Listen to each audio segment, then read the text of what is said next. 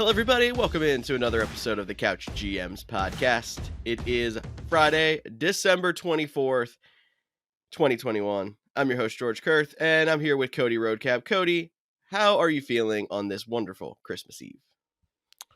I'm feeling great. I'm ready to do this podcast so we can get to bed early and Santa Claus can make it to my house and, be all giddy tomorrow morning. Is he going to bring you all of your fantasy football hopes and dreams this year? I'm just hoping for a surprise activation from DeAndre Swift. If that's what I can get for the fantasy playoffs, I would be very grateful. I'm glad you kept it to one thing because Santa normally grants one big wish. So we're going to hope for that for you and for many other DeAndre Swift fantasy owners out there. What we're going to cover on the show today, we're going to hit a little bit of NFL news, and we're going to cover every remaining Week 16 game, including who's on the COVID list, who's injured, who we should start. We're going to get you guys to the fantasy championship next week. Make sure you find us on thecouchgms.com and on our social media channels, Facebook, Twitter, and Instagram at thecouchgms. Why don't we just jump right in to our NFL news? And not a lot of news from earlier in the week, but a big one that could shake up a backfield. Potentially. Don't know if it's going to happen right away. Cam Akers was designated to return from injured reserve by the LA Rams. 5.5, I want to say, months it was after his Achilles injury in the preseason. Seems very fast in my opinion, and I don't know how much he will be used if he does come back even before the end of the regular season. He's got a 3-week window to be activated now. Cody, any concern about the LA backfield now that you already saw a split between Henderson and Michelle, and now Cam Akers maybe back in the mix as well?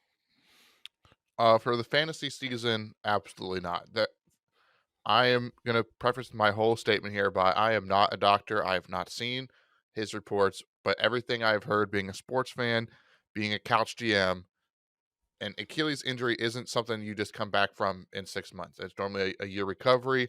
I did do some Googling, which is what us couch GMs like to do when we hear about injuries. And apparently you can come back in 6 months. So maybe he's having a really impressive recovery.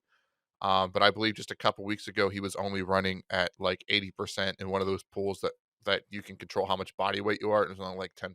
So I feel like he is making a lot of great progress, but he needs to get some time to get back for the field. I think this move is more for if we can get him back for the playoffs. I think it's important to remember that just because you activate him from IR, you have that 3-week window. And just because you activate someone doesn't guarantee that they're going to come back and play. Prime example is the Green Bay Packers activated David Bakhtiari. He came back to practice, ended up needing a little bit of cleanup on his knee, and he's been essentially a DNP for the last few weeks. He can't go back on IR because that will end the season. So he's just a roster spot until he's ready to go.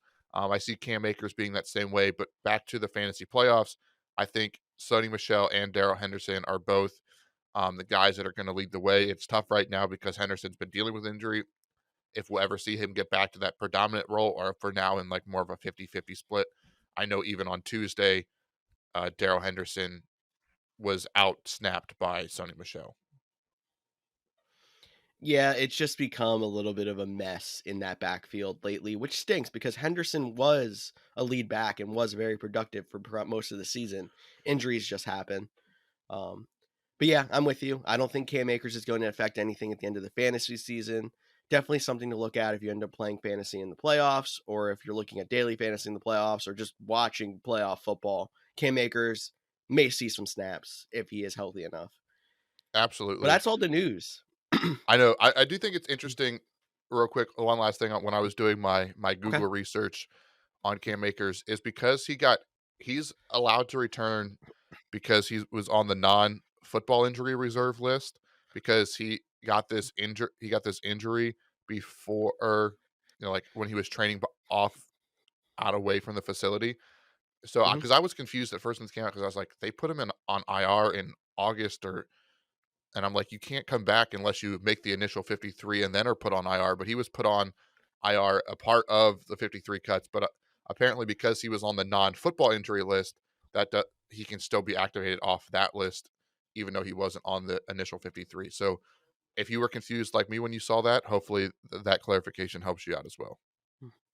It's actually something I hadn't thought of because you don't normally think of that past the first few weeks of the regular season because most of the people that get put on injury reserve from the preseason come back in the first 5-6 weeks of the year.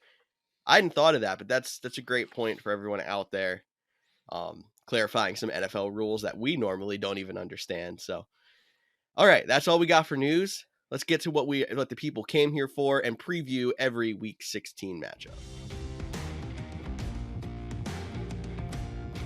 And Cody, I'm just gonna let you take the wheel on the first one because Christmas Day, we'll start it off with the Cleveland Browns traveling to your Green Bay Packers. Go ahead, jump in, talk some Packers.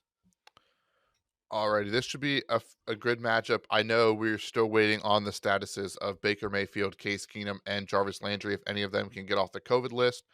From my understanding, again, the NFL rules are sometimes hard to follow, but I believe the 10th day for Baker Mayfield would be Saturday.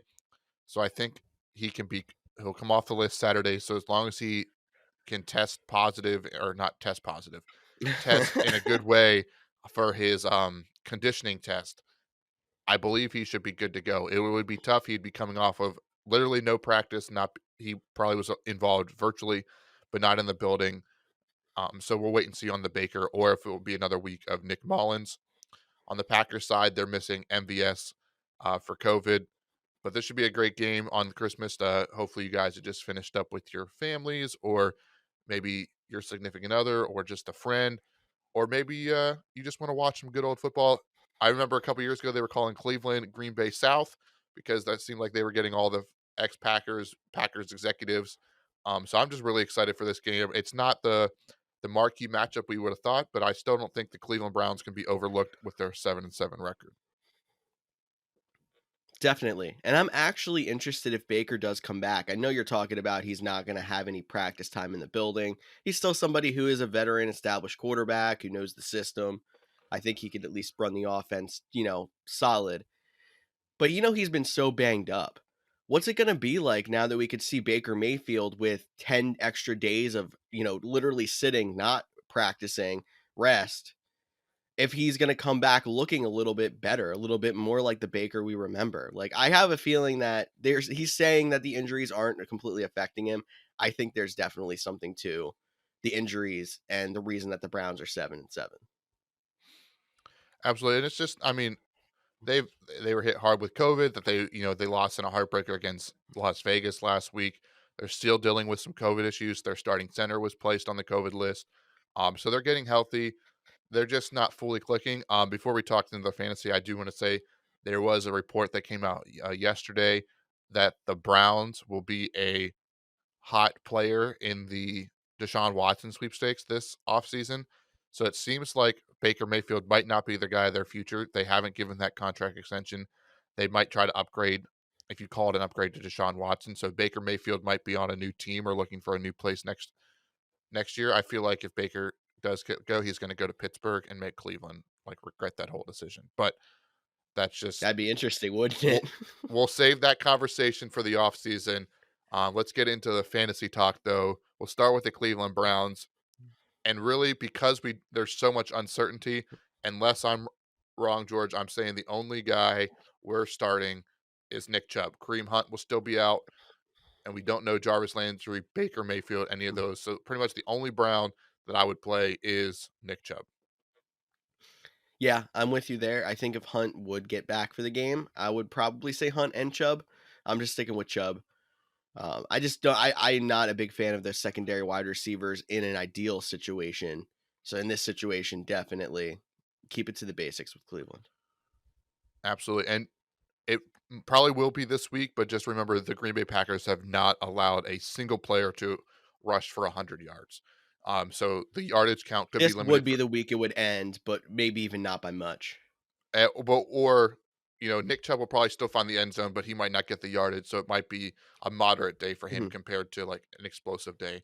But we'll have to wait and see. On the Packers mhm. side, your big four of our big three of Rodgers, Adams, Jones, and I said big four because I'd include Dylan at this point as guys you can start on a weekly basis.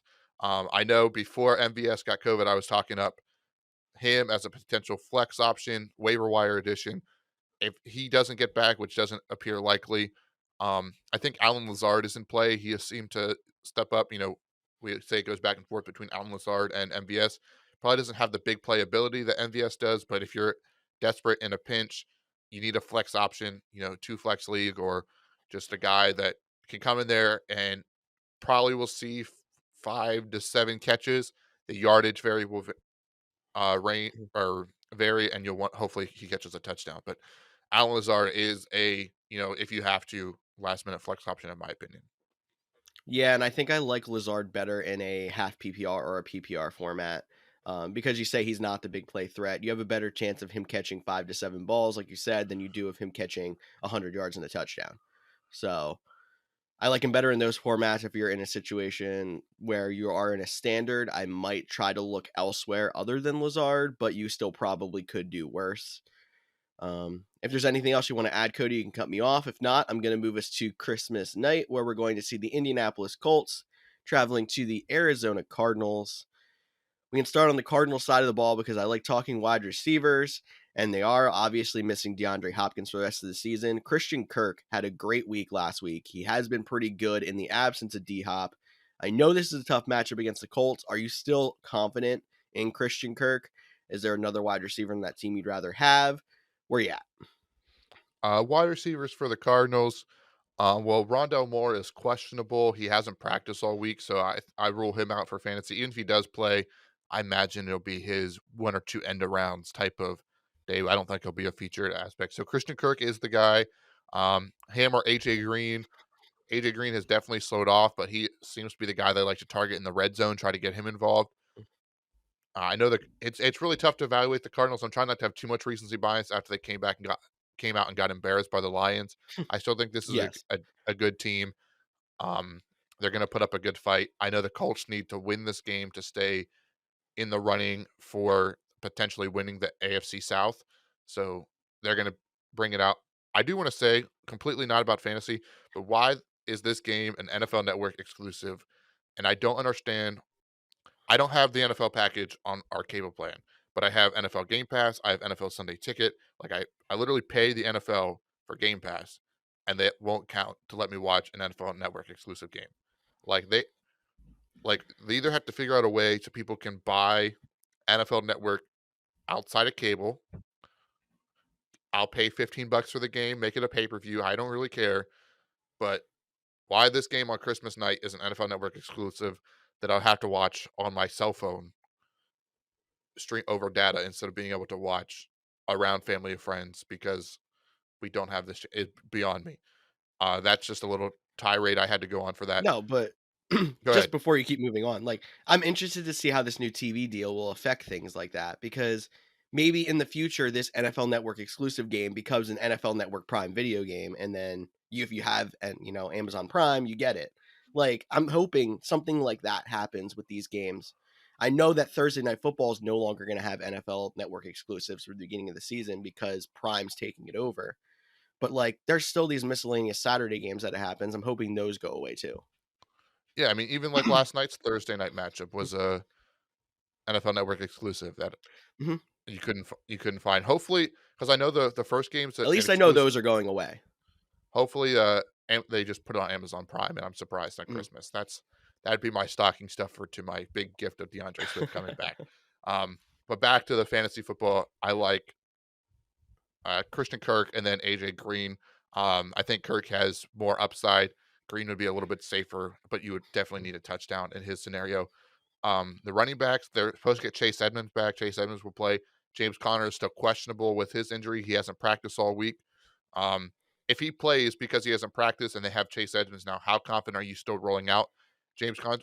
Are you not really worried because the dude just scores touchdowns anyways? Like, The dude can get 4 carries in the game like he was at the beginning of the season, but score 2 touchdowns. Like, I'm not worried playing James Conner because I normally hate touchdown dependent running backs, but he is like the king of the touchdown dependent running all right. So back. George would play both, but we'll definitely keep an eye out on our Twitter channels and we'll tweet out if James Conner can go or not. Pivoting to the Colts, there is no question on the running back that you are starting for them. That is Jonathan Taylor. Marlon Mack. Absolutely.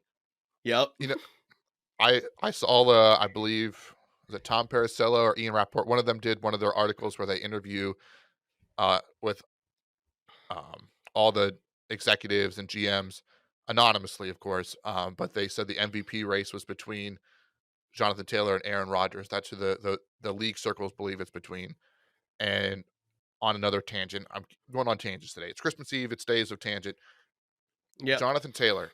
I would love for this man to win the NFL MVP, but for all people that with Derrick Henry going over 2,000 yards last year, and then in 2019, Christian McCaffrey going for over 1,000 rushing and over 1,000 receiving. I feel like it would Hmm. be such a slap in the face if Jonathan Taylor won it this year. But you can't like he is if he is so valuable to that Colts offense and what they're doing right now that I think he has a legitimate shot to actually win this. I'm with you. Like, the only reason I would be mad is because it seems like the running back doesn't get the MVP conversation, and then all of a sudden this one does. Like, I'm with you because of the Derrick Henry and the Christian McCaffreys of the world. I'm mad.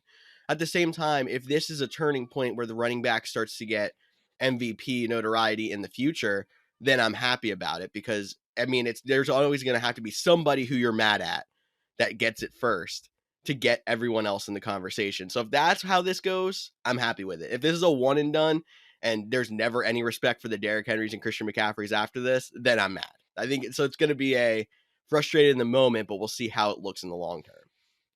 Yeah, I also think he's in more of feels more in the conversation this year because there hasn't been a true quarterback dominating. Like there wasn't, record breaking seasons from a quarterback like we've seen the last couple years as well. So they've been up and down. True. Tom Brady had a bad game.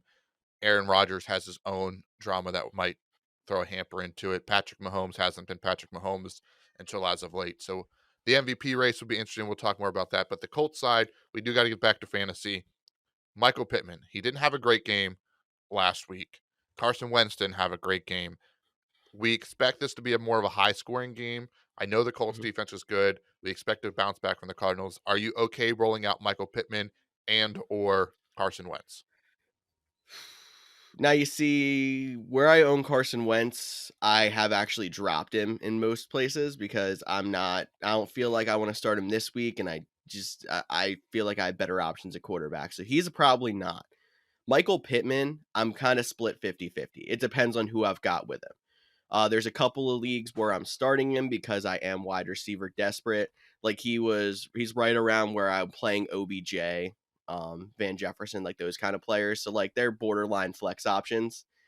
Um, but then like there's situations where in my league, like in our league of record, I added a Gabriel Davis and I have Jalen Waddle, and I'm like, do I like Michael Pittman or do I like someone who's been hot lately, like Gabriel Davis? I don't know. He's very 50-50 for me because he has been struggling. I understand this is a good matchup, but he hasn't quite been the productive wide receiver that he was in that middle stretch of the season. So I think it just depends on your team. I'm going to throw out the whole cop out answer of let us know who you've got on your roster. We want to give you personalized fantasy advice. We want to tell you if you should start Michael Pittman or X on your bench. But if you're going out and starting Michael Pittman, this is probably one of the better times to do it here near the end of the season. If you lose with him in your lineup, it's not like you're going to be mad because he's probably one of the players that got you here, and it almost fits into the player studs category. Yeah, Michael Pittman is tough because since week 10, he's only had one game over 10 points. So he has hit a little bit of a cold spell. We've seen the explosion of Jonathan Taylor. That's how they run their offense. Um, it'd be interesting. I agree. I think, Jalen Waddle is a great example. Like, I would definitely play Jalen Waddle, except he's coming off Mhm. the COVID list. And we've seen numerous times now how players coming off the COVID list, because if they're not there for practice or the game plan or just not, they don't jump right back into putting up that same productivity. I'd probably still play a Michael Pittman over a guy we just talked about, like Alan Lazard. I mean, and if you're stuck with some other guy, receivers that have hit the COVID list, because there's quite a few, um, then Michael Pittman seems like a better option that that can at least put up points. But that wraps up the Christmas Day games. So we'll hit the 1 o'clock on Sundays, the day after Christmas, and we'll start it off with George, your favorite team. So since you let me talk Packers, I'll just let you talk Eagles. Okay, Eagles are hosting the New York Giants.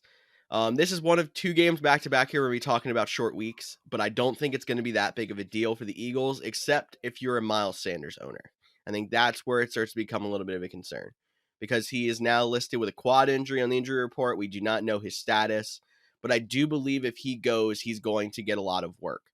We went from an Eagles team back when Sanders was playing at the beginning of the year that was running the ball 12 times a game to now they're running the ball 35 times a game. So even though he is rotating with Jordan Howard, he still got 18 carries on Tuesday.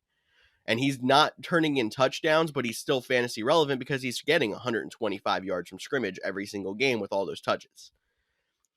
So he's somebody that if he's in the lineup, I am confident in playing. We just don't know his status. If he is out, Jordan Howard is a smash play, in my opinion, especially against the New York Giants team that is weak on defense. The only place that I am a little bit concerned, and I don't really know where to put him, so I'm going to ask you, Cody, is Devante Smith. He has been very disappointing. Part of it because the Eagles' passing game has had so much less volume, and it seems like their number one target recently has been Dallas Goedert, another person who I think is a slam dunk play. What are your thoughts on Devante Smith this week? Obviously, the Eagles have had a good matchup the last few weeks, and he has not been the most effective wide receiver.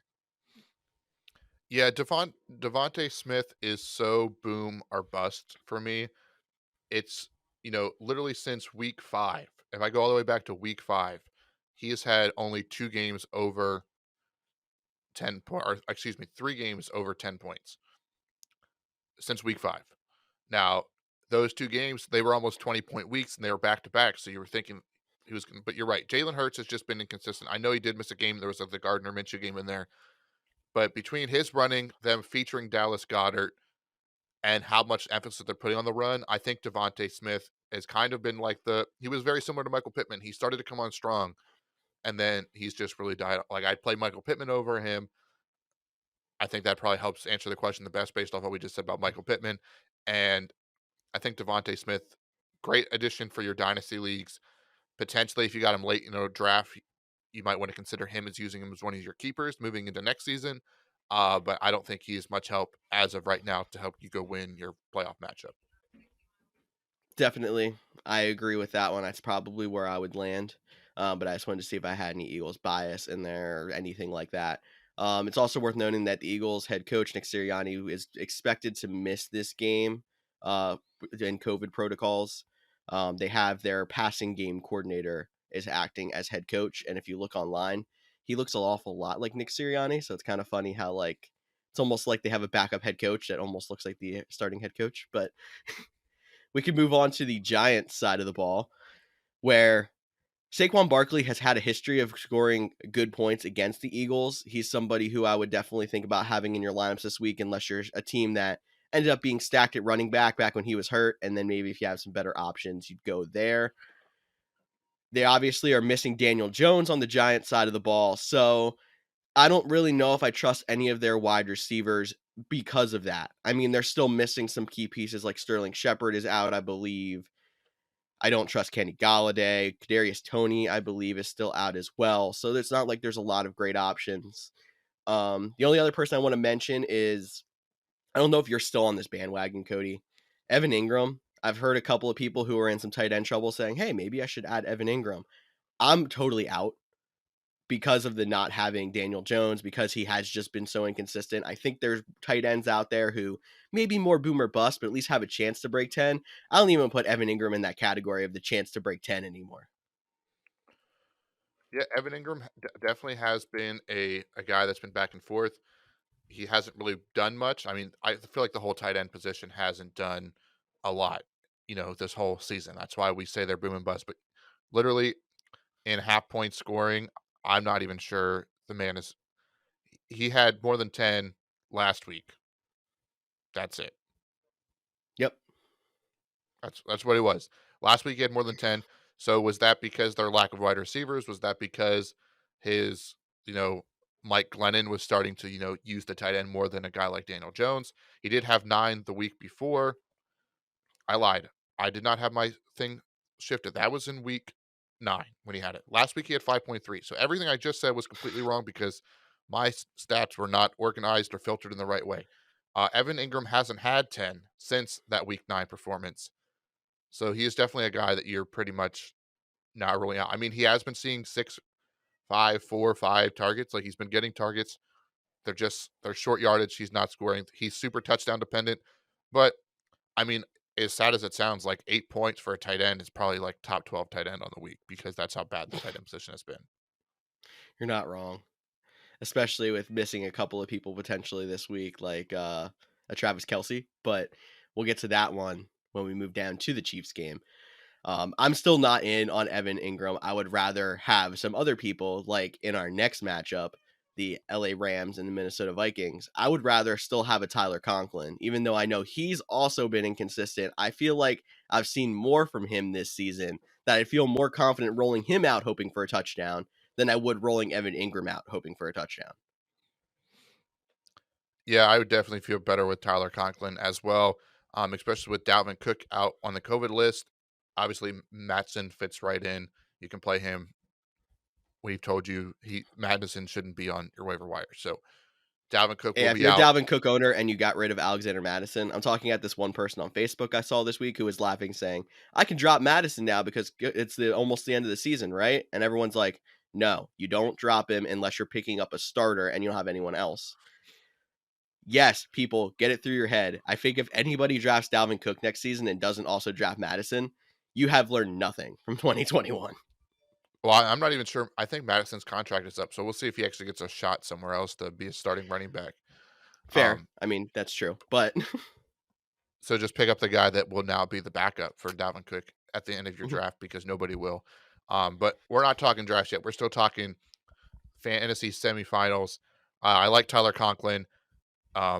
If you need a tight end, he's on the dartboard. I don't get too excited about tight ends because they're so hit or miss nowadays. Adam Thielen's, I don't believe, is going to be back yet. So it's going to be another Justin Jefferson and KJ Osborne game.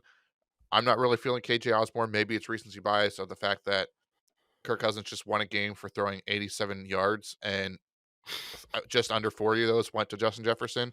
So I'm going to keep it to 2 pass catchers, and that would be Jefferson and Conklin.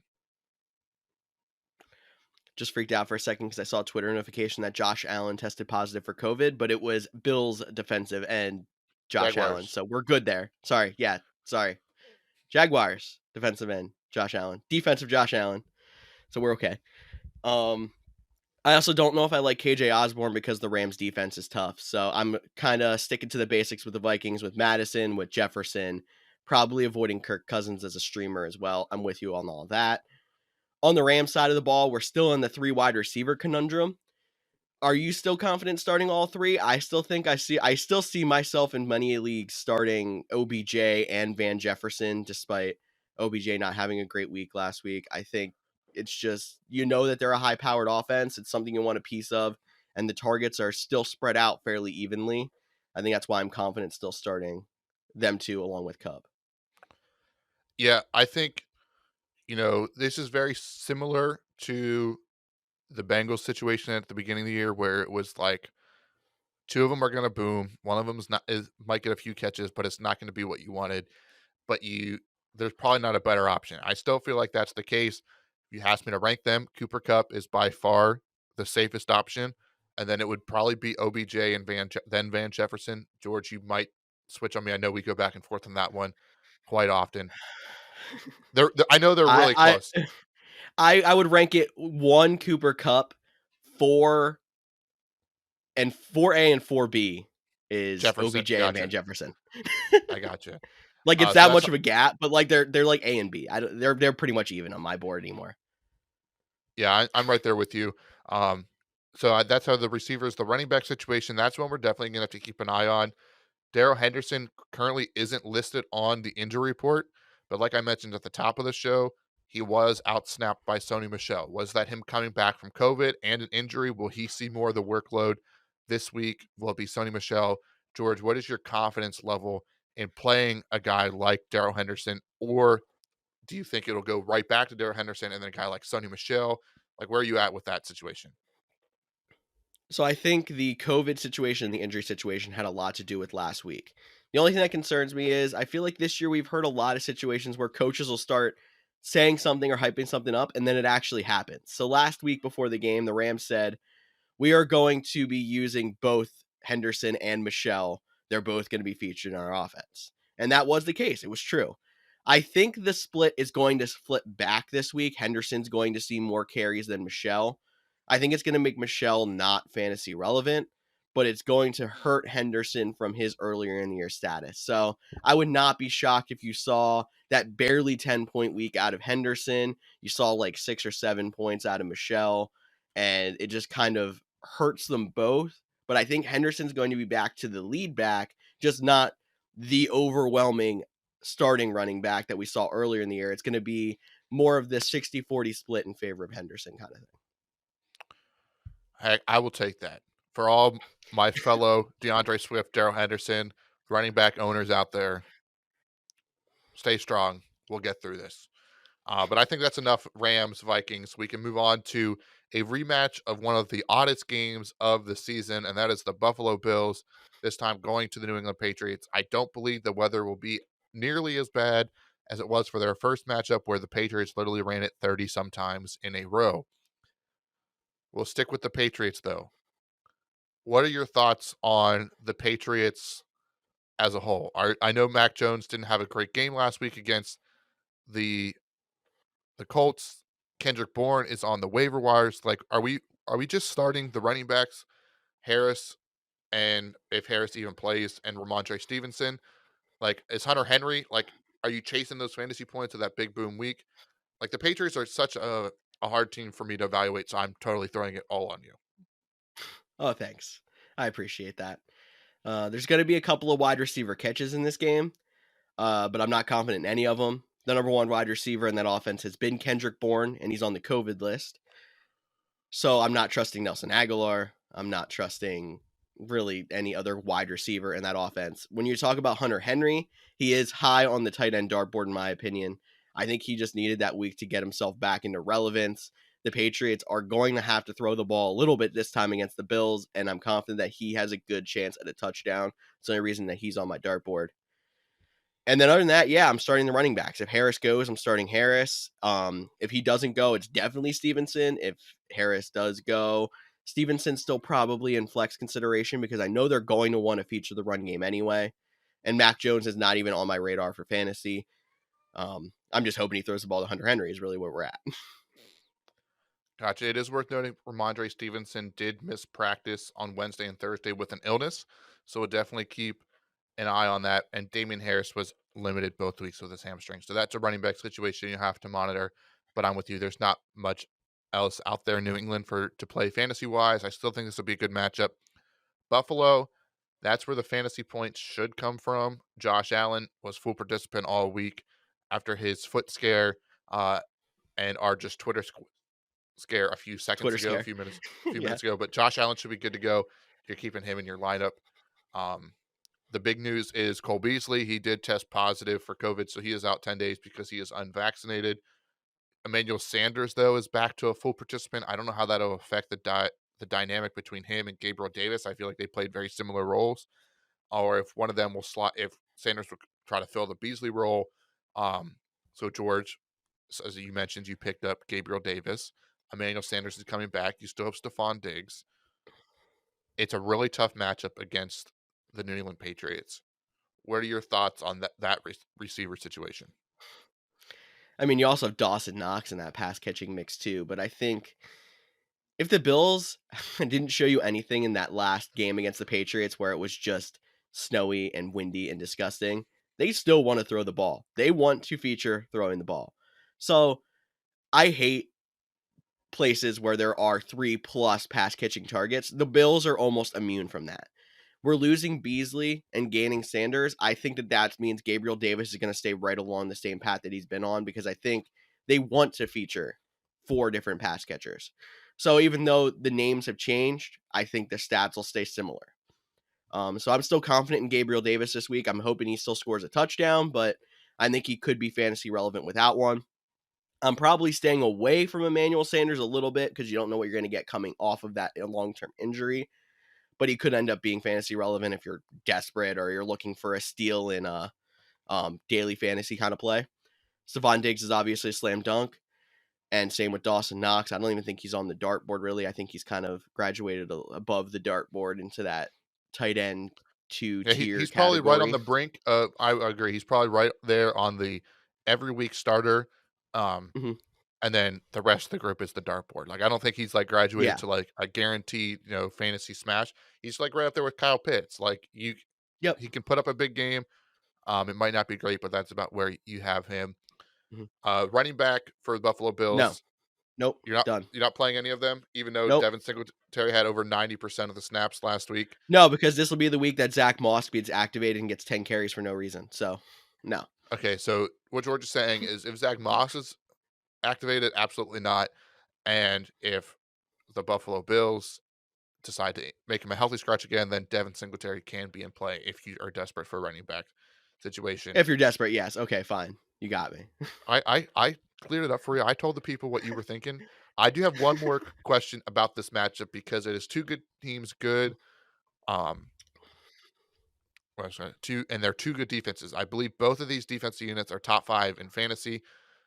My question is, are the- are you worried about the Patriots defense or the Buffalo Bills defense this week that even though they're top 5 that you would look to a different option? We don't talk a lot of fantasy defense here, so I had to maybe like, a team like the Chargers that is playing the Houston Texans. We'll talk about that in a matchup.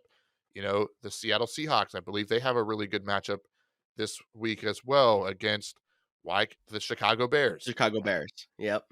Like those are some like cluster Um, matchups. Would you chase the points or does the defenses, because they're both top 5, fit into the play your studs model that you live by? okay. I'm gonna do the Cody roster evaluation answer. If you are a 6 seed that snuck through the first round of the playoffs, you're going against a 2 seed or a 1 seed, you are an underdog. I'm going out there and grabbing a defense that I think could boom for 15 points. That could be the Chargers, that could be the Seahawks. If you are a top seed or you're in a close matchup where your projections are within maybe 5-10 points, I'm sticking with the Bills or the Patriots because I think that they can give you the solid 5 to 9 point performance. I just don't see it being much higher than that, knowing that these offenses are going to score points. So that's where I'm at. They're not going to be boom defenses this week, in my opinion, but they're going to still be solid defenses that aren't going to score you that 0, -2. They're still going to score you the 5 to 9 range, and they're not going to hurt you. They're just not going to help you. Alrighty.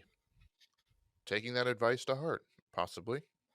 Because in our league of record matchup, I have the Buffalo Bills, and I'm in the 6th seed, and the number 1 seed has the New England Patriots. So maybe we'll just let that game defense determine the championship round. But let's move on to the next actual fantasy matchup. That's the Tampa Bay Buccaneers at the Carolina Panthers. The Tampa Bay Buccaneers were devastated by injuries last week.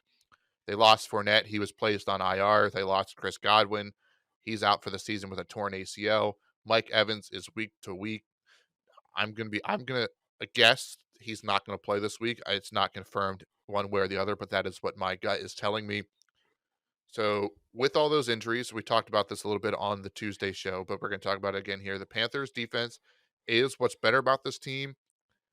I am guaranteeing you that Stephon Gilmore wants to intercept Tom Brady more than anybody on that Panthers defense. But speaking of Tom Brady, without the weapons, he'll still have Gronk, he'll still have Rojo, get some Tyler Johnson and Scotty Miller. Are you still confident playing Tom Brady this week, or would you pivot to try to find a different option? Even a guy, and this is going to sound like crazy thinking about this, but a guy like Tyler Huntley, who's expected to play with Lamar Jackson missing again, running the cheat code, a Tyler Huntley versus a Tom Brady. So I was going to say Tom Brady falls down to near that quarterback 12 tier, like that quarterback 12 position for me. So I would think about Taysom Hill if he were to be playing, but Taysom Hill is probably going to be out with COVID, so he's off the board. Tyler Huntley is another person that I'm definitely thinking about playing over Tom Brady because the running's a cheat code, because he has seemed to be running that offense fairly solid. I would rather have a quarterback who can run the ball, and I know he can get me a good fantasy day with his legs, rather than a Tom Brady who is going to have inconsistent weapons around him. We saw how much he struggled last week. if you're someone who's stuck on the play your studs thing, which I mean, I think that is true to an extent, but I don't know if Tom Brady really fits into that category in my head. Go ahead, play Tom Brady. But the matchup's not fantastic. He's missing too many people. I would think about starting Tyler Huntley, a Joe Burrow over a Tom Brady this week, but he doesn't fall to that, oh, you definitely shouldn't play him. He's right around that position where if there's no better options, don't go out there and try to sneak out I don't know, I'm failing for a better name, Jared Goff or a Baker Mayfield. I know they're both dealing with COVID situations, but don't go and try to like get cute like that. Just if you have one of those top end Tyler Huntley's, Joe Burrows out on your waiver wire, go get them instead. When it comes to wide receivers also, I think Antonio Brown is still a solid play, even though he might be shadowed by Stephon Gilmore. So I'm not too worried about that. I just don't like any wide receivers past Antonio Brown. That is if Brown is back. Yeah, Brown was limited both Wednesday and Thursday, so I expect him to be back there. And I like your analysis, but for me, Tom Brady is still in the play your studs category, despite the injuries. I talked about it. They lost all the injuries during the game. He's had this full week to, I know he's limited practice with Antonio Brown, get on the same page with Tyler Johnson. Gronk is still there. I'm pretty sure he's pissed. You saw the Microsoft Surface tablet on the sideline. I wouldn't be surprised if he got out there and drops 5 touchdowns and gets his name back in the MVP race.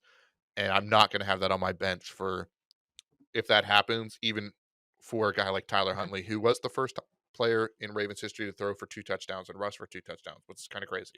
But we can talk more Ravens in a little bit. The Panthers side of the ball, though, we have to talk about it. Cam Newton is still expected to start. Sam Darnold is expected to get some work. Matt Rule is expected to be back in 2022. So that's some good news for the Panthers fans, maybe. I don't know how you guys feel about Matt Rule returning as a head coach. DJ Moore hasn't practiced all week. That's a big, question mark. Robbie Anderson hasn't been terrible. So if DJ Moore doesn't play, are you throwing Robbie Anderson out there? Are you just done with Robbie Anderson this season? And then if DJ Moore can't go and you're not playing Robbie Anderson, is there anyone you're playing from the Carolina Panthers? I mean, I'm avoiding Chuba Hubbard this week, especially against Tampa Bay defense. I would probably have flex consideration for Robbie Anderson if you're a wide receiver desperate team, especially if he is the number 1 target. Somebody's got to catch the ball. They're still going to, get some yards, put up some points. It's just not going to be pretty, and they're going to really have to figure out where those fantasy points are going to come from. Anderson would be the number 1 logical option, so he would be the only person that's on my consideration. After him, nah, I'm avoiding everybody else. I think there's just nobody else left on that team that I'm in love with. Yeah, I'm right there with you. So let's move on to our next matchup, and it'll be our quickest breakdown ever. Jags, Jets. We're gonna lump them both together. Okay. Who are you playing? Michael Carter on the Jets side, and it's actually worth noting Michael Carter is on the COVID list, but it's defender Michael Carter for the Jets, not running back. So I'm starting running back Michael Carter. It's a good matchup.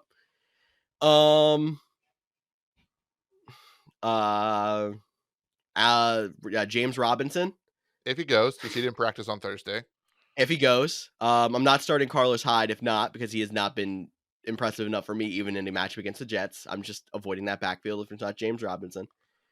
Am I missing anybody? Is that really it? Dude, that's it, man. That's it? I mean, okay. James Crowder is not practicing either. Like, no. The Jets have 20 players on COVID, including head coach Robert Saleh. This game is going to be the reason why these two teams are fighting for the number 1 pick. It is going to be sloppy. It's going to be messy. You probably won't. They both got running backs, and you probably won't see him much on Red Zone. But I think that's and definitely not on Fantasy Zone. But we'll move on to the next matchup: the Detroit Lions. That's the most excited I'm ever going to get about saying that name. They are 2-1 in their last 3 games. They're going to the Atlanta Falcons. The big storyline, though, is Jared Goff is currently on the COVID list. So that's something we have to evaluate. A guy like Amon-Ra St. Brown was coming on very strong, very dominant. If he can't go, he can't go, but Jared Goff can't go, do you still have confidence in a guy like Amon-Ra St. Brown with their backup, or is he tied to Jared Goff? If Jared Goff's out, so is Amon-Ra St. Brown. I think if Goff's out, St. Brown's out of my lineups. I'm going to find different options like an Alan Lazard, like a Gabriel Davis instead of an Amon-Ra St. Brown. The only person on the Lions I like if Goff doesn't go is if DeAndre Swift gets back. If not, Jamal Williams is probably still a solid play. That's it. That's where I'm at.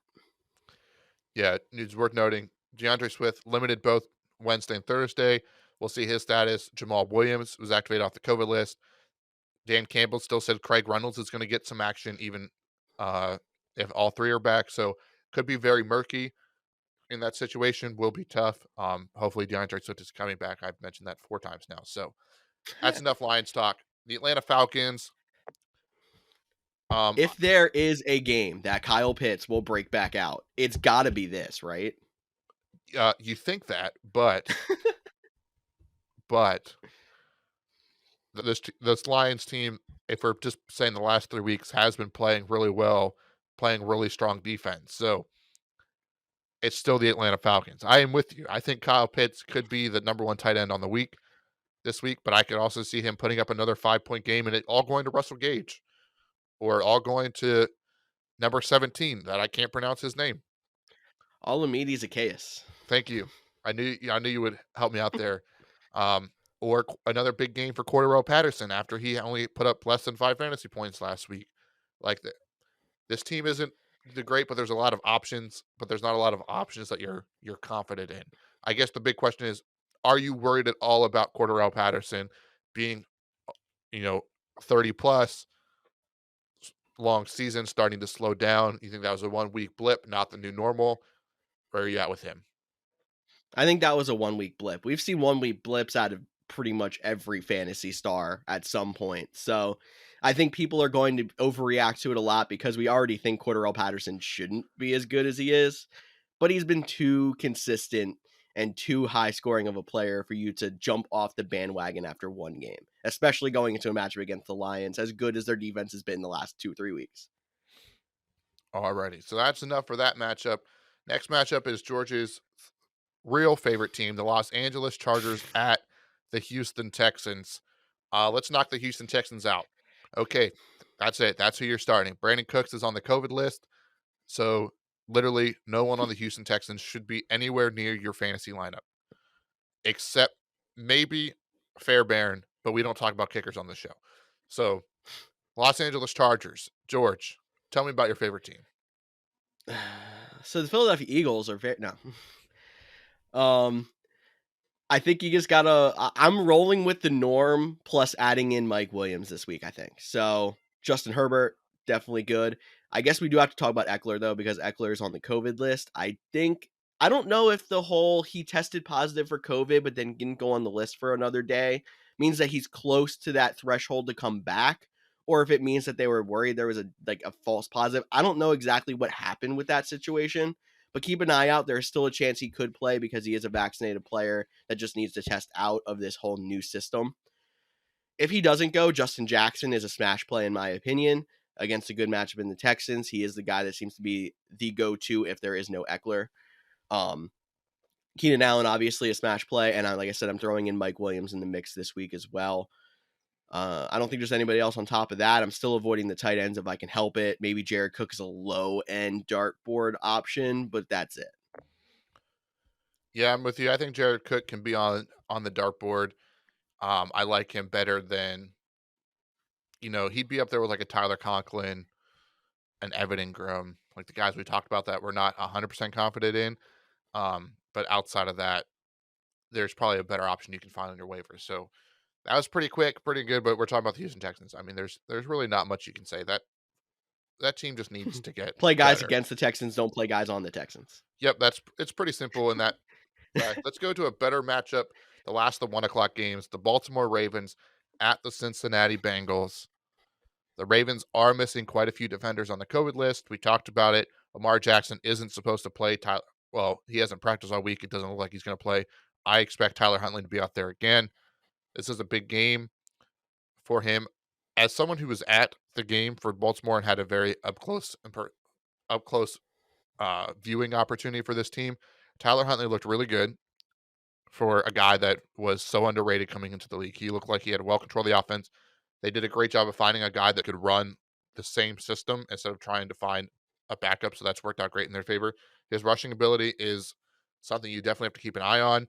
The running backs, it was very interesting. Latavius Murray definitely was the lead back on last Sunday, but he was pretty split with Devontae Freeman. And I don't think either of those guys are at the point in their careers where they can be dominant enough to be a top running back. So you can play both of them, but they're touchdown dependent is what I'm trying to get at. So if you want to Hmm. play Murray or Freeman, just know like 12 points is probably their ceiling, like 40 to 60 yards and a touchdown with a catch or two. Like that's where they're at with them. Marquis Brown, they really wanted to get him involved. They threw him a lot of short passes. The Packers just did a really good job of tackling him and keeping him from getting that much of yak yardage, but they still wanted to, involve him. So I think Marquise Brown is still a safe play. Outside of that, I'm not a big fan of Bateman. I think he has just been too inconsistent this season. He's a lot like Devante Smith. Rookies are often bad. I mean, on the other side, you're going to talk about Jamar Chase, but he's been inconsistent as of late as well. So the Baltimore Ravens, those are the guys I would start. Is there any differences for you? No, I mean, I'm trying to avoid the running backs if I can help it. And I really did want to mention Marquise Brown, so I'm glad you hit that because even though it looked like he didn't have an impressive stat line, he turned into one of those wide receivers that gets a lot of catches that I never expected him to be. It's just, yeah, like you said, the Packers contained him to he catch a ball, he get tackled right away. That's not going to happen in most situations for a guy with Marquise Brown's ability with the ball in his hand. So little bit of an outlier game, but I expect something bigger out of him this week. I can move on to the Bengals side because, like you said, I'm going to talk about Jamar Chase and T. Higgins and Tyler Boyd. If the Ravens are still missing a lot of those defenders on COVID, I think I would take a stab at all three. Because I think, like we normally say, two of them are definitely going to hit. There's actually a chance all three hit if the Ravens are missing, on top of all the injuries in their secondary, the rest of them due to COVID too. It's going to be, it could be potentially be a mess. And the only way that the Ravens have a chance to win this game is by putting up 40. So all three Bengals wide receivers are on my radar. Joe Mixon had a little bit of an injury scare, but I believe he is off the injury report now. So he is good to go. He's also somebody I have no problem playing. I think that's about it. I'm not really touching Uzama. And Joe Burrow, again, just like the Ravens, if the Ravens are missing a lot of defenders, he's definitely somebody I'm not worried about the matchup this week. Yeah, I think it is worth noting. I joked about it last time the Ravens and the Bengals got together about who would replace the uh, AJ Green in Baltimore explosion, and it was Jamar Chase. He had his best week of the season, week 7 against the Baltimore Ravens. I'm not saying he's going to go for another 200-yard game, but it's definitely something to worth monitoring. He has been, a little inconsistent over the last couple weeks, but did have a bounce back game against the 49ers. So keep an eye on that. I not didn't really do much against the Broncos last week, so it could be a good game for him. But I think we hit all of that one. Oh, I did want to say we don't Uh-huh. normally do quotes of the week on this episode. That's our Tuesday show, but we're gonna forget about it. But Wink Mark, whatever the Link defense court Martindale. Martindale. Thank you. It was blanking. He really roast. So if you didn't watch the game against the Packers and the Ravens last week, at times they were putting 3 players on Devontae Adams. They were like, you can beat us with literally anybody else. And he was asked about it. They were like, are you going to cover Jamar Chase like that? And he said, I'm going to paraphrase because I don't have the direct quote in front of me, but he said, no, Jamar Chase isn't one of those guys, and Aaron Rodgers is a Hall of Fame quarterback, and I don't think we're ready to put a gold jacket on Joe. So pretty much, I know there's a rivalry, but he came out and like roasted the Bengals and more specifically Joe Burrow and Jamar Chase. We'll see how that plays out this Sunday. So a little bonus quotes of the week for you guys. But as I was getting ready to do the 4 o'clock game, Chicago Bears at the Seattle Seahawks. We talked about how this could be a good matchup because the Seattle Seahawks defense hasn't been great this year. Um, so they're probably readily available if you want to take a flyer. But sticking with the Seattle Seahawks, Tyler Lockett is supposed to be off the COVID list in time. But that offense has been so where are you at with Tyler Lockett, DK Metcalf, Russell Wilson? With Lockett back off the COVID list, I'm right back to the situation of I somehow feel more confident in Lockett than I do DK. And if you told me at the beginning of the season I'd be benching DK in a fantasy playoff game, I'd call you crazy. But that's where I'm at. I am trying to find better options than DK Metcalf. He is not in the studs category anymore with how bad he's been doing. He's somebody that if he happens to go off for 20 points on my bench this week, I'm just hoping I win, and maybe I'll think about starting him next week. But I'm not worried about the chance that he could go off on my bench. If I'm a Tyler Lockett owner, I'm more confident in playing him. He's in flex consideration. Um, yeah. And I think the same almost applies to DK that does with Russell Wilson. I don't love playing Russell Wilson either. He just has been pretty awful. And the Bears defense is decent. Alrighty, it's going to be tough to bench those kind of guys like you mentioned in your fantasy playoffs. It is. It is. But sometimes you have to do it. You can't get caught up on where you drafted players. You can't get up if you maybe you traded for DK Metcalf early in the season, and even if you give a guy like Jonathan Taylor when he had a little bit of a slow start, like you can't be mad at what you gave up. Like you're here now, you have to play what's best for this moment. Before we move on to the Bears, those Seattle running backs, it's a little bit of a mess. It does appear Rashad Penny is the lead guy, but I use lead lightly. I still think they'll, try to get Alex Collins involved. They'll try to get some other guys involved. But if you have to play one, you would play Rashad Penny. I'm in the same boat. If you have to play one, it's Penny. I'm in a league where I'm pretty desperate at the running back position. Penny is still in one of my lineups. But I don't love it. I'm not expecting a lot. I'm hoping the rest of my team can take over, or maybe Penny gets in the end zone and gets that 12-point week we were talking about, like similar to a Devontae Freeman or that kind of player.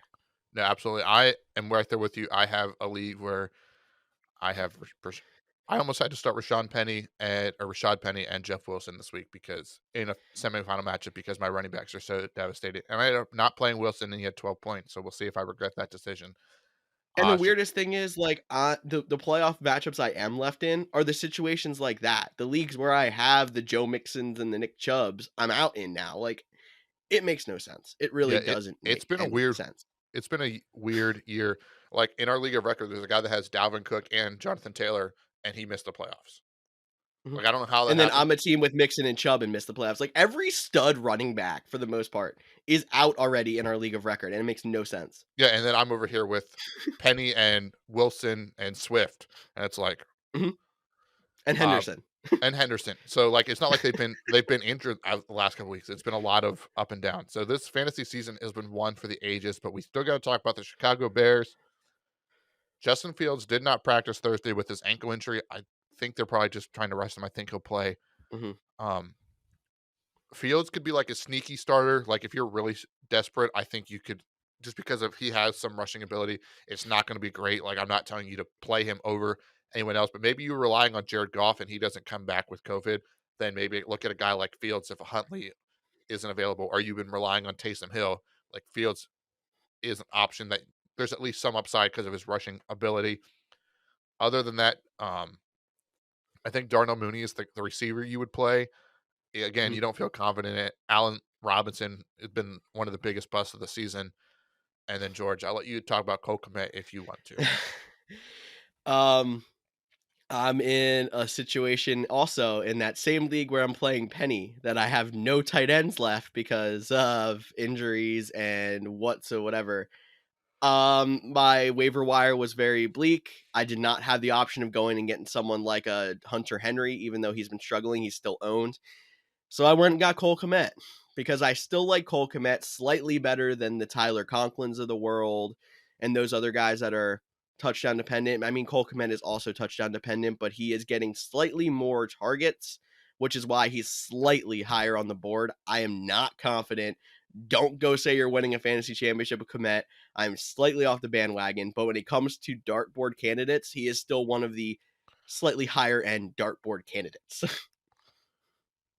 I'm not going to say absolutely for that one, but George is going to live or die on this hill with Cole Kmet, and it will be fun to watch out, see how that plays out this week. Our next matchup at the beginning of the season probably looked like one of the better matchups of the year. That is the Pittsburgh Steelers at the Kansas City Chiefs. The Pittsburgh Steelers has been struggling as of late. The Kansas City Chiefs are dealing with the COVID. They're one of the COVID hotspots this week. The two big names are Tyreek Hill and Travis Kelce. Would be a tough blow for any, especially Travis Kelce coming off of a week where he outscored like 12 players combined, like not just random players, like starting players combined. Um, Kelce was put on the list on Monday, so there is a chance he could come off. Hill was put on the list on Tuesday, so there's a chance he could come off as well. But we'll have to wait and see. That'll be tough.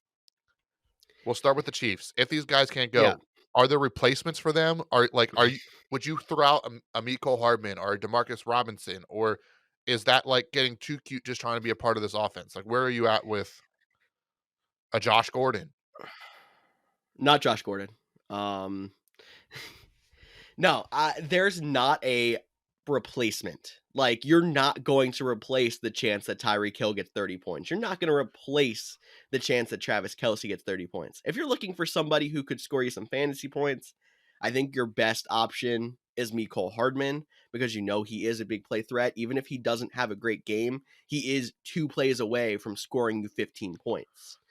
I want to say Byron Pringle, but honestly, that's being too cute. And I think the same can be said with Demarcus Robinson. The same can be said with Josh Gordon. I'm stuck on, if anybody is going to have a chance for a good game in this, it's going to be Mecole Hardman, and I'm not super confident. I just know that he can do it in 2 plays, which is why he's the most confident in my opinion. Yeah, and I think because of the injury, or not the injuries, but the COVID status of Hill and Kelsey, I think that can bring both Clyde Edwards-Helaire and Darrell Williams into startable positions. Mhm. Williams has been featured a lot in the backfield. They might try to run the ball a little bit more. It's still Andy Reid, so that is a big if. But I still think both of those can be started. And there really isn't a tight end. I know they have some, fascinating tight end prospects there, but they are playing the Pittsburgh Steelers. If this was against the Houston Texans, I might go out and say, let's try their backup tight end as a dartboard. But because it's the Steelers and Minka Fitzpatrick back there, I'm not rolling out any of those guys. So the Chiefs, Well, as it's between that plus the guy that I like best as their backup tight end is Blake Bell, and he's also on the COVID list. So even that is a problem on top of it. yep, absolutely. Any before we move on, any concerns about Patrick Mahomes? Like, we just talked about, managing expectation was Tom Brady with him missing pieces. If you're missing Hill and Kelsey, like, are you worried about Patrick Mahomes at all? Patrick Mahomes or Tyler Huntley? I'll ask you that question as well. I'm sticking with Patrick Mahomes for the stud talk. And let me also just say this one. So you're telling me that the Chiefs are going to be missing their top 2 passing weapons. Similar situation to what's going on with the Buccaneers. If you ask me whose backup wide receivers I'm more confident in, the Buccaneers with the Tyler Johnson and that group, or the Chiefs with the Byron Pringle, the Demarcus Robinson, and the Mecole Hardman, I'm going with the Chiefs because I've seen those players produce in the playoffs before. I've seen those players produce in the Super Bowl before. Even though they weren't like the spotlight players, I've seen them play and be successful with Mahomes in the past, as opposed to the Buccaneers side. I haven't seen those guys consistently being solid wide receivers. So I'm still semi confident in Mahomes, at least as confident as you can be in a guy who's been so up and down this year. Um, and I'm probably playing him over Huntley, but like I still like he's not in the top 5. He's in the top 10. I gotcha. And one follow up to your statement. If Antonio Brown is back, does that change how you view the wide receivers for the Buccaneers compared to the Chiefs? And don't forget Gronk's there. Probably makes it. Yeah, you're right. That would probably give it a slight edge to the Buccaneers, but not much. I Okay. still think the Chiefs. I like the Chiefs' depth better. It just makes the Buccaneers go from a big pool of studs to being very top heavy. Gotcha. All right, that's some interesting advice. The Pittsburgh Steelers, though, the team they're playing in this matchup, it's also worth noting. I believe Harrison Butker is also on the COVID list, so they could be in some field goal situations. A guy not used to kicking an Arrowhead, so something to monitor as well for the Chiefs. But now for the Pittsburgh Steelers, it's Najee Harris, it's Deontay Johnson. Yeah. Um, I'm That pretty pretty sure. much does it because I think Freiermuth is still out. Yeah, I He would think be he's the only still other dealing guy I with the would think concussion about. issues. Yes. So And that'd be it Chase for me Claypool too. is no. Yep. No, Chase Claypool has been dropped in a lot of situations where I had Chase Claypool. Yep. Same here. Last 4 o'clock game is the Denver Broncos at the Las Vegas Raiders. Drew Lock is supposed to get the start after the nasty concussion Teddy Bridgewater took on Sunday. The Las Vegas Raiders coming off of a last-minute win on Monday. A little bit of a short week, but at least they're playing at home. Divisional matchup, 2 teams on the brink of the playoffs fighting for it. We'll start with the Broncos side. I think we can play both running backs and Noah Fant. Anyone else? Is this the key that Jerry Jeudy has needed to be a fantasy relevant player all year? Is Drew Lock the key? I'm not playing him because I'm not gonna like put my faith on Drew Lock in my fantasy playoffs, but there's a chance. I almost wonder. Like I was thinking about this, and this is a little bit again Christmas Eve tangent, but Mhm. does this team miss KJ Hamler more than we think? Just like a guy that takes, goes deep so much and opens up those, deep in routes and deep crossers for a Jerry Jeudy and a Cortland Sutton. Like, are they missing that You big play threat? I never thought of that. We never mentioned that. But when you think about it, like those receivers were fantasy relevant to start the year. And then like around when Hamler went down is when things got worse. You're right. Maybe that's true. And they don't really have a true burner wide receiver left on their roster anymore. Yeah, it's very interesting. I'm not saying that these guys are talented enough; they should be able to um, put up be productive without a guy like KJ Hamler. But I've been thinking about like the whole both safeties like don't fear of someone getting on top of them, so they get to keep everything in front of them, and just an interesting dynamic. But we're not playing any of those wide receivers. I'd love to see one of those guys start to get back to more normalcy with a guy like Drew Lock. Drew Lock gets an opportunity to show that he can be a quarterback in this league. It's either his opportunity to do that or it will be a swan song. We'll have to wait and see there. On the Raiders side, Darren Waller is still out, so I'm at this point like I'm worried that he'll be out the rest of the season. I think you can't really rely on him for the last week in fantasy playoffs if he would make it back anyways. So Foster Moreau is a dartboard throw. He hasn't been the guy we thought he would be compared to how he looked in the Eagles game. But he's a guy that's out there. Derek Carr has looked the best this week. They've been struggling as an offense. Josh Jacobs was dealing with a little bit of an illness earlier this week, but he should be back. I think he's in your lineup. But really, another matchup like I feel like there's a lot of pieces I want to like on the Raiders, but there's not a lot of pieces I feel confident in playing on the Raiders. Yeah, that's pretty much where I'm at too. Um Also, I I want think to say, Renfro. yeah, Yeah, go ahead. Renfro. I know he had a down week last week, but I feel like everybody had a down week last week. Um, Going into that week, I think I mentioned it on the week prior show, but he was wide receiver 3 over like the last 6 weeks going into the Mhm. season. So I'd roll him out there. Completely blanked on him, but definitely he'd out there, and that was compared to DK Metcalf being wide receiver 37. So just that's a crazy dynamic when you think about it. So Oh Renfro my god. is a If you good to have go. Renfro and DK, you're starting Renfro slam dunk, and that's insane to think about from He's like the beginning of the season where it was a complete absolutely. contrast. And the only other thing is the Raiders. If you're listening, you threw it to Brian Edwards for a touchdown in the first quarter, and you won the game. Whoa. Maybe keep using Brian Edwards before the fourth quarter. Just a thought. But George, I know the Sunday night matchup is what you've been dying to watch. It is your two secretly favorite teams that you love to root for. You get so excited when they're on. That is the Washington football team and the Dallas Cowboys. The good news is Taylor Heineke is off the COVID list, so he should be back. They're getting better. Get me my football team gear because the Cowboys are going down. No, not really. The Cowboys are probably going to dominate Washington again until the fourth quarter when the Cowboys play with no heart and go into conservative mode and Washington starts to come back.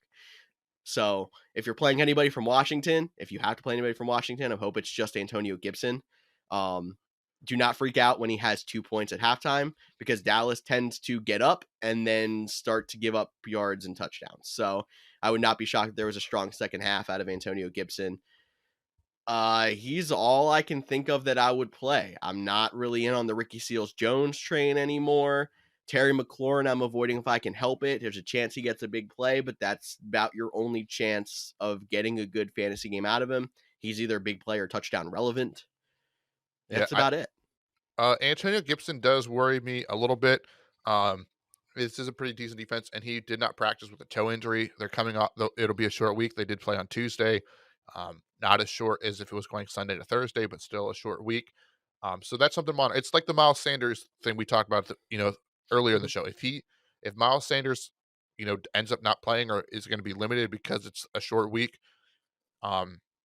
you might pivot off of him. The same with Antonio Gibson. Like, it sucks that this is the Monday night or the Sunday night game, so you might not hear anything until like an hour before. So maybe pick up Jared Patterson just in case you're desperate and Gibson is a late minute scratch. You could probably find him as a last minute replacement. But I'm with you. Gibson is pretty much the only guy I like on this team, and that's crazy because Terry McLaurin is one of my favorite players. He's just, with Taylor Heinicke, he's been so inconsistent. On the Cowboys side, it's play your studs. Like, I think Dak is playable. Yep. I know it hasn't been the season you expected from him, but he's still playable. I know Zeke's still dealing with his knee injury. Pollard's still dealing with his injury. I'd play Zeke. I probably wouldn't play Pollard at this point. That's where I'm at with those. And then the wide receivers, Cooper Kupp, not Cooper Kupp. I always get Amari Cooper and Cooper Kupp mixed up. I am so glad Cooper Kupp is not on the Cowboys. That would make my life miserable. Amen. But Amari Cooper and CeeDee Lamb are both startable, and then I think Gallup is a flex option, and then Schultz is in that pretty much a weekly starter, like the Kyle Pitts and Dawson Knox. Like, some weeks it'll be good, some weeks it won't be. Yeah, I don't really have too much to add on that. You said exactly what I was going to say. So if you have anything else, you can stop me. If not, we're moving on to Monday Night Football. Miami Dolphins, New Orleans Saints. Start with the Saints side just because they are currently missing to the COVID list Taysom Hill, Trevor Siemian, Adam Troutman, among others. Not that we were playing Troutman. He's just one of the more consistent passing targets. So I had to throw him on our list here. And it's not going to matter if they don't have a quarterback to play, because the others are already down Jameis Winston. I have no idea who's even on their depth chart that would go if there's no Hill or Siemian. I'll take a look while Cody starts talking more Saints. I can actually tell you because I know. It'll be okay, fourth round pick out of Notre Dame, Ian Book, who expected to get his first start. Yeah. And Alvin Kamara will be the backup quarterback. Nice. Okay, I'm starting Kamara. So especially if he has to get playing quarterback, we're just going to be running read option plays the entire game. I like it. So that's where we're at. Ian Book is in line to get the start against a pretty good Miami Dolphins defense. That's not probably going to be a good thing. This is probably an awful Monday night matchup for fantasy. There's probably not too many guys that you're going to be relying on from the Saints outside of Kamara. He's going to be the guy that's going to, make or break your fantasy season, depending if you're playing him or watching him play. I mentioned the Dolphins defense is good, but the Dolphins are interesting for me. I'm going to pivot over to the Dolphins because I don't think there's much more to talk about. The Saints, The running back situation is one thing I want to talk about. The Myles Gaskin versus Duke Johnson debate, was that because of COVID, or is Duke Johnson now a guy? Is it even worth playing any of those against a number 2 fantasy defense in the New Orleans Saints? My other question is wide receivers. I don't believe Jalen Waddle has been activated yet. If he does, he has. He was activated. I couldn't remember. Yes. Do you play him immediately over a guy like Devante Parker? Is Devante Parker a guy that you're willing to start? I'm throwing a bunch of questions at you, and now I'm ready for your answers. All right. Running back situation for Miami. They have been cloudy all year. I do think the Duke Johnson thing had a lot to do with COVID and not practicing.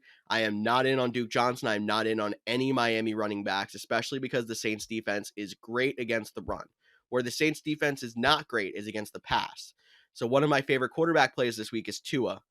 Not saying like over your studs, but I would put him over certain situations. I would probably play him over Tom Brady this week. Either I'm being bold and I'm the person that's not high on Tom Brady this week. And Jalen Waddle, I think, is right back in my lineup because I think that they're going to pass the ball a decent amount against the Saints defense that does not have a good secondary. And I also think Devontae Parker is in your flex conversation for the same reason. Yeah, so I am out on the Dolphins run game. I'm in on the Dolphins pass game. Alrighty, that's some good advice. Before we go, we do have a little bit of breaking news. And by breaking, it's nothing but more COVID additions. Bills wide receiver Gabriel Davis, a guy that we both like this week, has been added to the COVID list.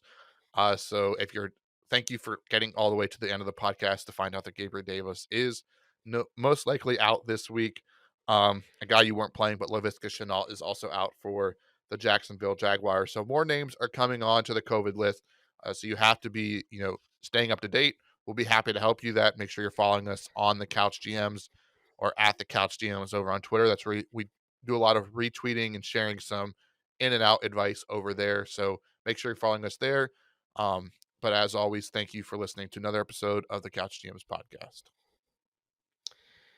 And because Cody did not do it, I will say Tyler's not here with us, but what he would like me to say is we want you all to get involved. We are in the fantasy playoffs. We know that we can do it the best we can with telling you who we like and who we don't like for a week, but a lot of it comes down to your actual roster. So get involved. Send us a message. Send us a post on our Twitter page, whatever it might be with your lineup questions. We can help you out. We want to help you get to a fantasy championship. But thank you guys one more time for listening into the Couch GMs podcast. For Cody Roadcap, I'm George Kerth, and we'll see you all next week.